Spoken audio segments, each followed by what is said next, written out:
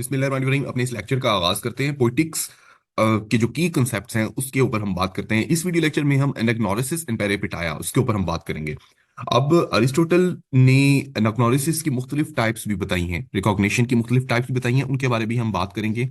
और बगैर किसी इंतजार किए अपनी वीडियो लेक्चर का आगाज करते हैं। एनाग्नोसिस क्या है, रिकॉग्निशन। वैसे अरिस्टोटल ने कोई फिक्स्ड ऑर्डर डिफाइन नहीं किया कि पहले कौन सा आना चाहिए या किस तरीके से किसी चीज को ट्रिगर करना चाहिए, बट इन मोस्ट केसेस जो है पहले रिकॉग्निशन, पहले anagnorisis, and it is instantly followed by peripeteia. तो और अरिस्टोटल के मुताबिक जो बेहतरीन प्लॉट है उसके अंदर ये दोनों साइमल्टेनियसली एक ही टाइम में होंगे।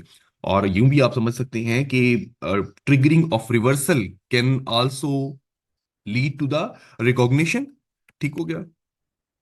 या फिर वाइस वर्सा, या ट्रिगरिंग ट्रिगरिंग ऑफ रिकॉग्निशन में lead to the reversal of fortune. और दोनों चीजों को यानी एक साथ में ही होना है प्लॉट के अंदर। अब इसको हम समझते हैं कि क्या है।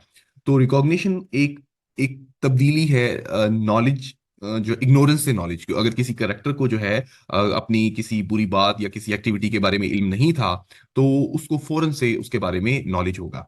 ठीक हो गया? तो ये एक सडन रिकवरी को कहते हैं, अचानक से अपने बारे में इल्म होना और उसके बाद किसी भी तरीके से रिवर्सल हो जाना उसका। अरिस्टोटल जो है वो मिसाल देता है इडिपस ट्रैक्स की, जिसमें इडिपस को अचानक से कंफर्म होता है प्लॉट के थ्रू, प्लॉट के जरिए, जब वो क्वेश्चन कर रहा होता है कि वो इंसेस्ट्रस एक्टिविटीज उसने कहीं कहीं की हैं और उसने पैट्रिसाइड किया है, ठीक है, अपने वालिद का ही मर्डर किया है और इंसेस्ट किया है। तो उसके बाद फौरन से रिवर्सल ऑफ फॉर्चून भी होता है। यानी तो अपने इस एक्टिविटी के बारे में जान लेना एनाग्नोसिस है। और उसके बाद रिवर्सल जो कि कैथारसिस को इंटेंसिफाई करता है, एक इंपॉर्टेंट पार्ट है प्लॉट का। तो जिसके अंदर sense of pity and fear आती है। तो ये इडिपस जो रेक्स है उसकी एक मिसाल आप इसके अंदर देख सकते हैं। और recognition and reversal occur at the same time in Oedipus Rex. ठीक हो गया? ये साइमल्टेनियस जो है अगर जो हो वो बेहतरीन होता है अरिस्टोटल के मुताबिक। अब अरिस्टोटल जो है रिकॉग्निशन को और इस रिवर्सल को इमोशनल जो है फाउंडेशन के साथ जोड़ता है, ट्रेजेडी के एक इंपॉर्टेंट इंग्रेडिएंट है ये। किसी भी जो है वो प्लॉट का, किसी भी चाहे उसका जो आउटकम है वो गुड हो या बैड हो, लेकिन ये एक इंपॉर्टेंट है। अब यहाँ पर वो एक एग्जाम्पल देते हैं। यूरिपिडीज जो है उन्होंने इफिजानिया इन टोराइज, ये एक इन्होंने जो जो ट्रेजेडी लिखी है, ठीक है, तो उसमें जो रिकॉग्निशन है वो डिफरेंट इवेंट पे जाके होती है। ठीक है, उसमें जो एनाग्नोसिस है वो डिफरेंट इवेंट पे, मसलन जो इफिजानिया है वो लेटर के जरिए अपनी आइडेंटिटी को रिवील करती है, जबकि जो उसका ब्रदर है वो वर्बली बताता है कि भाई मैं तो आपका भाई हूँ। बेसिकली ये दोनों बहन भाई थे, सेपरेट हो चुके होते हैं, और सेपरेट होने के बाद ये दोबारा से मिलते हैं और अपनी आइडेंटिटी को बताते हैं और अपने इलाके में वापस आते हैं। तो यूफिजानिया बेसिकली एगेमेमनॉन की बेटी थी, जिसको हमने स्टोरी में पढ़ा था कि ट्रोजन वॉर के आगाज में वो उसको सेक्रीफाइस कर देता है। लेकिन बहुत सारी स्टोरीज में यूफिजानिया जो है उसकी लाइफ बचा ली जाती है, और जो गॉडेस है वो उसको एक इलाके में जो है प्रीस्टिस की ड्यूटीज अनायत कर देती है। तो ये स्टोरी बेसिकली इस कंटेक्स्ट में है। अब अरिस्टोटल यहाँ पर तो कहता है कि आइडेंटिटी मुख्तलिफ जगहों पे जाके रिवील कर रही है कि जो इफिजानिया है, जो इफिजनाया है, वो लेटर के जरिए रिवील कर रही है अपनी आइडेंटिटी उसको, ठीक है, रिकॉग्निशन। और जो भाई है वो वर्बली कर रहा है। लेकिन ये प्लॉट के अंदर थोड़ा सा टेस्ट ऐड कर देते हैं, लेकिन बाद में जाके अरिस्टोटल अपने बयान से थोड़ा सा बदलता भी है। वो इसको, इस सारी एक्टिविटी को लेस आर्टिस्टिक कहता है कि ये क्या तरीका हुआ कि बता देना खुद से, तो ये लेस आर्टिस्टिक है। तो ये एक इंपॉर्टेंट है। अब एक चीज आपने जरा और कर लेनी है कि इफिजनाया इंटराइज जो है वो एक प्ले भी है, इसको आपने कंफ्यूज नहीं करना। वो प्ले जो है यूआन वॉल्फगैंग और वॉन गोइटे, जर्मन जो है पोइट है, उन्होंने भी लिखा है, तो आपने उसके साथ इसको कंफ्यूज नहीं करना। ठीक है, वो उन्होंने रीवर्किंग की है इस वर्क के ऊपर, और ये यूरिपिडीज का जो है ओरिजिनल वर्क है। अब अगर हम देखें रिकॉग्निशन की जो टाइप्स हैं उनको अगर हम जिक्र में लाएं, तो पहली जो टाइप्स है रिकॉग्निशन थ्रू टोकन्स। टोकन से मुराद कॉन्जेनिटल मार्क्स, यानी आप कह सकते हैं कि बर्थ मार्क हो, कोई जख्म हो गया किसी तरीके से, कोई ज्वेलरी का कोई निशान हो गया, या किसी तरीके से कोई खास इलामत हो गई। तो अब यहाँ पर जो है वो एक मिसाल दी जाती है ओडिसियस का, जो जो स्कार है, ठीक है, होमर की, और जो इलियाड है उसमें जो ओडिसियस का जो स्कार है उसकी एक मिसाल दी जाती है कि वो आर्टिस्टिक है। और वो कैसे रिवील होता है आइडेंटिटी उसकी, उसके बारे में मैं बताता हूँ। अब ओडिसियस इलियाड के अंदर अपनी आइडेंटिटी खुद बताता है, जो कि लेस आर्टिस्टिक है, जबकि ओडिसी में जो उसकी आइडेंटिटी रिवील होती है जब उसकी एक नौकरानी जो है वो बाथ सीन, उसको कहते हैं बाथ सीन, उसके पाँव धो रही होती है, और उस दौरान उसके पाँव पे एक जो है वो जख्म नजर आता है। उस जख्म को आप ये कह सकते हैं कोई स्कार उसको नजर आता है, ठीक है, बर्थ मार्क या कोई टोकन कह लें, जख्म उसको हुआ होता है किसी लड़ाई में, बोर फाइटिंग में। तो वो उसकी जो आइडेंटिटी तब रिवील होती है वो आर्टिस्टिक है, ये अरिस्टोटल के मुताबिक, ठीक है।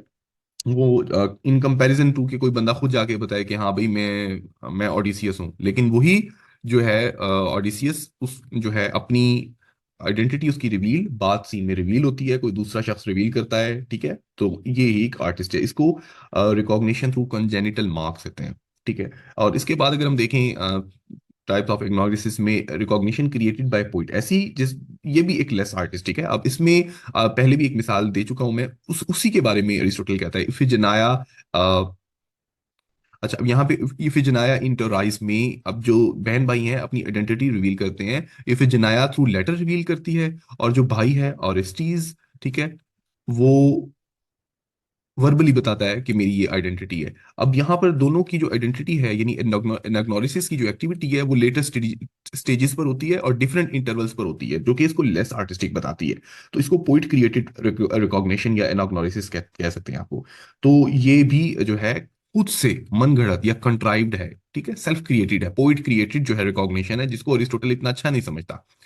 अब इसके बाद जो नेक्स्ट है वो रिकॉग्निशन फ्रॉम मेमोरी है। रिकॉग्निशन फ्रॉम मेमोरी ये है कि कोई चीज एक भूल चुका है कैरेक्टर और फिर उसको याद आता है। तो अब यहाँ पर जो है ये भी एक इम्पॉर्टेंट जो है कि एलिमेंट है, अरिस्टोटल इसको प्रायोरिटाइज करता है, कहता है कि ये इफेक्टिव है, कैथारसिस प्रोड्यूस करने में जो है ये इफेक्टिव टेक्निक है कि मेमोरी के जरिए कोई किसी को कोई याद आ जाए। अब यहाँ पर जो एक एग्जाम्पल जो है वो अरिस्टोटल देता है, वो मशहूर किरदार ओडिसियस जो है उसका एक इमोशनल रिस्पॉन्स होता है। वो होमर की ओडिसी में एक जगह पर एक म्यूजिक सुनता है, ठीक है, लायर। तो वहां पर उसको एक दुख याद आ जाता है, और उस दुख में उसको अपना पास्ट याद आता है कि किस तरीके से वो ट्रोजान वॉर में गया था, और जो मुश्किलात उसने सीखी, और उस नतीजे में वो इतने सालों से भटक रहा है और अभी तक घर वापस नहीं आया। तो वो एक इमोशनल रिस्पॉन्स हमें नजर आता है, और फिर वो उसमें जो है वो आप कह सकते हैं कि वो रोने लग जाता है, ठीक है, और डीसीएस जो है वो रोने लग जाता है। तो इस सीन के अंदर इन डेप्थ एक जो है वो एक ह्यूमन एक्सपीरियंस ऐड करके बेसिकली पोइट जो है वो इंस्टिगेट करता है जो रेवोल्यूशन है किसी भी एक्टिविटी का, या रेवोल्यूशन है किसी भी प्ले का या एपिक का। तो इस रोने के बाद बेसिकली ओडिसियस अपने बारे में ये सोचता है कि वो कौन है, वो क्या है, उसके लिए कितना अहम है वापस जाना, उसके लिए जर्नी कितनी इंपॉर्टेंट है। फिर वो डिसाइडिंग एक्टिविटी लेता है, और फिर घर जाने का जो है वो डिसीजन लेता है। तो एडिसियस का जो वीपिंग सीन है एक इंपॉर्टेंट है, जिसके अंदर वो रिकॉग्नाइज करता है अपनी जो है मेमोरी को, क्योंकि ओडिसियस की जर्नी बैक होम में काफी सारी मुश्किलात आती हैं, उसकी मेमोरी लॉस्ट हो जाती है, उसको प्रॉब्लम्स होते हैं, उसके साथ ट्रबल्स होते हैं, वो बहुत सारे आइलैंड में भटक जाता है, इस तरह की एक्टिविटीज होती हैं होमर की जो ऑडिसी है उसमें। अब इसके बाद रिकॉग्निशन फ्रॉम इन्फेरेंस, इन्फेरेंस से मुराद ये है कि डिड्यूस करना, ठीक है। अब अरिस्टोटल ये कहता है कि ये बेटर है, बेटर देन टोकन्स। टोकन से मुराद क्या है? टोकन से मुराद मार्क्स, बर्थ मार्क्स, ठीक है, जख्म जख्म के कोई निशानात। तो इन इसमें से मुराद ये होता है कि कैरेक्टर जो है वो रिड्यूस करते हैं अपनी आइडेंटिटी को, ठीक है, लॉजिकली अपने अपने बारे में जानते हैं कि हम कैसे हुआ, किस तरीके से, डिस्कशन करके, ठीक है। तो ये अरिस्टोटल जो है यहाँ पर सन ऑफ फिनीस जो है उनकी मिसाल देता है कि वो फिनीस बेसिकली एक किंग था जिसको ग्रीक गॉड्स ने पनिश किया ब्लाइंडनेस के साथ। तो वो अपनी आइडेंटिटी को नेविगेट करने के लिए अपनी जो फेट है उसको डिड्यूस करता है, अपनी आइडेंटिटी को आइडेंटिफाई करता है, और उसके लिए वो इन्फेरेंस यानी लॉजिकल रीजनिंग या क्लूज या जो भी इंफॉर्मेशन उसके पास अवेलेबल होती है उसका सहारा लेता है, ठीक है, ताकि वो अपनी इस रिकॉग्निशन कर सके, अपनी पहचान कर सके। तो इसके बारे में अरिस्टोटल ज्यादा इंफॉर्मेशन फराहम नहीं करता कि क्या उसके प्लॉट में होता है, बस सिर्फ मिसाल के तौर पर या छोटी सी इलामत के तौर पर हवाला दे देता है उस किताब का, कि जहां पर ये एक्टिविटी या रिकॉग्निशन फ्रॉम इन्फेरेंस होती है। तो कोई भी ऐसी प्ले जिसमें इन्फेरेंस इस तरीके से हो तो आप समझ सकते हैं।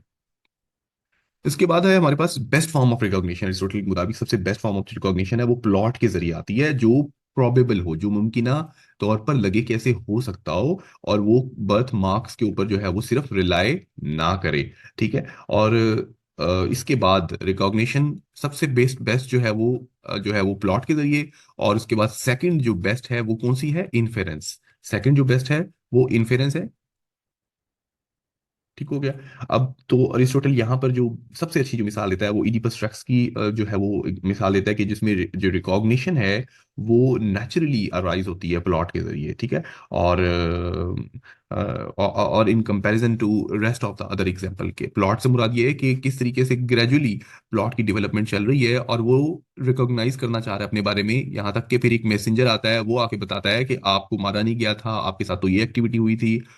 और फिर जाके उसको आइडेंटिफाई होता है कि उस वही अपने वालिद का मर्डरर है और उसी ने ही पेस्टिसाइड किया है। तो ऐसा प्लॉट जो कि डायरेक्टली खुद से ही अपनी अपने जो है वो रिकॉग्निशन फराहम कर दे, अपनी आइडेंटिटी फराहम कर दे, ठीक है, वो बेस्ट फॉर्म ऑफ जो है वो रिकॉग्निशन है, एनाग्नोसिस है। अब इस चार्ट के अंदर आप सारी जो है वो तरतीब देख सकते हैं। आप यहाँ पे एक फॉल्स इन्फेरेंस का भी मिसाल देते हैं Aristotle. False inference, recognition based on characters making incorrect deductions और assumptions। ठीक हो गया। तो ये भी एक मिसाल देते हैं कि ये एक गलत या लीस्ट आर्टिस्टिक जो है वो एक मिसाल है एनाग्नोसिस की। तो इस चार्ट के जरिए आप समझ सकते हैं कि किस तरीके से जो है वो मुख्तलिफ तरह की एनाग्नोसिस एक्टिविटीज जो हैं वो होती हैं और उनके मेरिट और डिमेरिट भी मैंने उसके अंदर आखिरी चार्ट में ऐड कर दिए हैं। इसके ऊपर मजीद मैं गुफ्तगू नहीं करता, बहरहाल आप इसको एक नज़र देख सकते हैं कि किस तरीके से उनको आप मेमोराइज कर सकें। इसके बाद है रिवर्सल या पेरिपेटाया, रिवर्सल ऑफ फॉर्चून। रिवर्सल से मुराद ये है कि एक दिन में आप हीरो हैं और अगले दिन आपको पता चलता है कि आपने तो ये गलती कर दी और आप जीरो हो जाते हैं। तो रिवर्सल ऑफ फॉर्चून, ठीक है, रिवर्सल ऑफ फॉर्चून आपका बिल्कुल डिक्लाइन हो जा। It occurs because of necessity और probability logically following the stories previous event. Previously जो जो कुछ आपने किया है उसकी बुनियाद पर आपका डाउनफॉल होता है। अब बहुत सारे किरदार है जिनका डाउनफॉल जो है वो इस बुनियाद पे होता है कि उन्होंने प्रीवियसली कुछ ऐसी एक्टिविटीज की हो जाती हैं। तो बिगेस्ट जो रिवर्सल होता है वो should occur near the end of the plot, ठीक है। और और उसके बाद कैटास्ट्रफी आप या कह लें रेजोल्यूशन, कैथारसिस की जो एलिमेंट है वो ऐड हो जाते हैं। सोफोक्लिस की इडिपस रेक्स को मिसाल देते हैं और थीलोस जो है उसकी मिसाल देते हैं कि किस तरीके से उसका जो कैरेक्टर है और जो मर्डर करता है उसके बाद उसका डाउनफॉल शुरू होता है।